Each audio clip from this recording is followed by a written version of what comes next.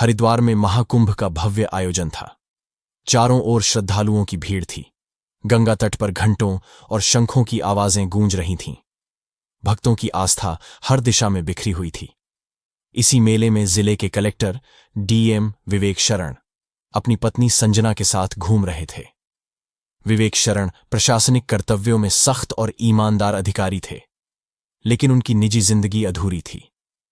उनकी बेटी आराध्या, जो महज 3 साल की थी, 5 साल पहले एक मेले से लापता हो गई थी। वह दिन उनके जीवन का सबसे दर्दनाक दिन था। उन्होंने उसे ढूंढने के लिए हर संभव प्रयास किया, लेकिन कोई सुराग नहीं मिला। संजना का दिल आज भी उस दर्द में डूबा रहता था। जैसे ही उन्होंने मेले में बच्चों को खेलते कूदते देखा, उनकी आंखें नम हो गईं। विवेक भी यह जानते थे कि इस खुशी से उनका परिवार वंचित था, लेकिन उन्होंने खुद को काम में व्यस्त कर लिया था ताकि यह दर्द उन्हें कमजोर न बना सके। विवेक और संजना श्रद्धालुओं की भीड़ में चल रहे थे। तभी संजना की नजर एक गुब्बारे बेचने वाली बच्ची पर पड़ी। उसकी आंखों में एक अजीब सा डर और अकेलापन था।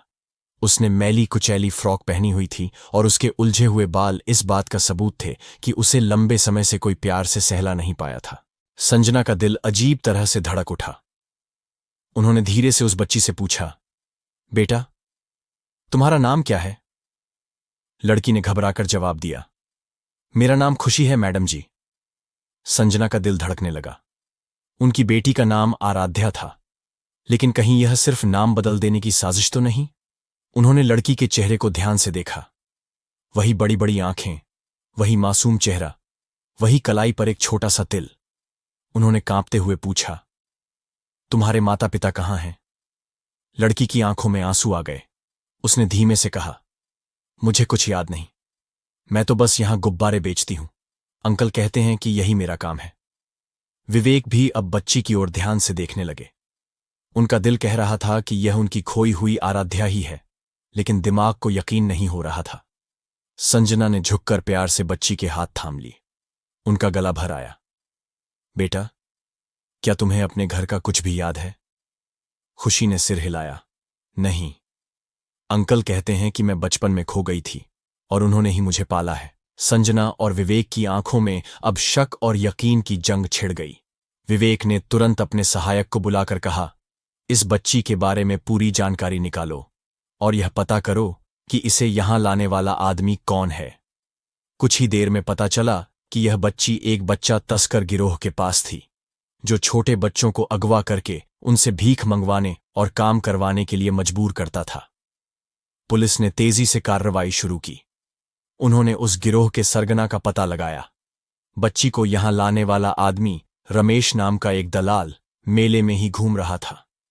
रमेश को पुलिस ने पकड़ लिया और उससे कड़ाई से पूछताछ की। पहले वह झूठ बोलता रहा, लेकिन जब पुलिस ने दबाव डाला तो उसने कबूल किया, हां, यह लड़की हमने ही उठाई थी 5 साल पहले। यह असल में बहुत अमीर लोगों की बेटी थी, लेकिन हमें नहीं पता था। हम तो इसे भीख मंगवाने के लिए लाए थे, फिर इसे गुब्बारे बेचने का काम दे दिया। यह सुनकर संजना फूट फूट कर रोने लगी। उनकी बेटी उनके सामने थी और उसने 5 साल तक भूख, दर्द और तस्करी का सामना किया था। विवेक ने तुरंत डीएनए टेस्ट का आदेश दिया। टेस्ट की रिपोर्ट ने साफ कर दिया, खुशी ही उनकी खोई हुई आराध्या थी। जब संजना ने आराध्या को गले लगाया तो पहली बार वह सुकून से रोई। उसे अब तक सिर्फ बेरहमी मिली थी, लेकिन आज पहली बार उसने मां की गोद का सच्चा प्यार महसूस किया। आराध्या को अस्पताल में भर्ती कराया गया, जहां उसका इलाज किया गया। धीरे धीरे उसकी याददाश्त भी लौटने लगी। उसे अपने पुराने घर की कुछ धुंधली तस्वीरें याद आने लगीं। दूसरी ओर विवेक ने पुलिस को आदेश दिया कि गिरोह का पूरा नेटवर्क तबाह किया जाए। जल्द ही पुलिस ने 15 और बच्चों को छुड़ाया, जो इसी गैंग के चंगुल में थे।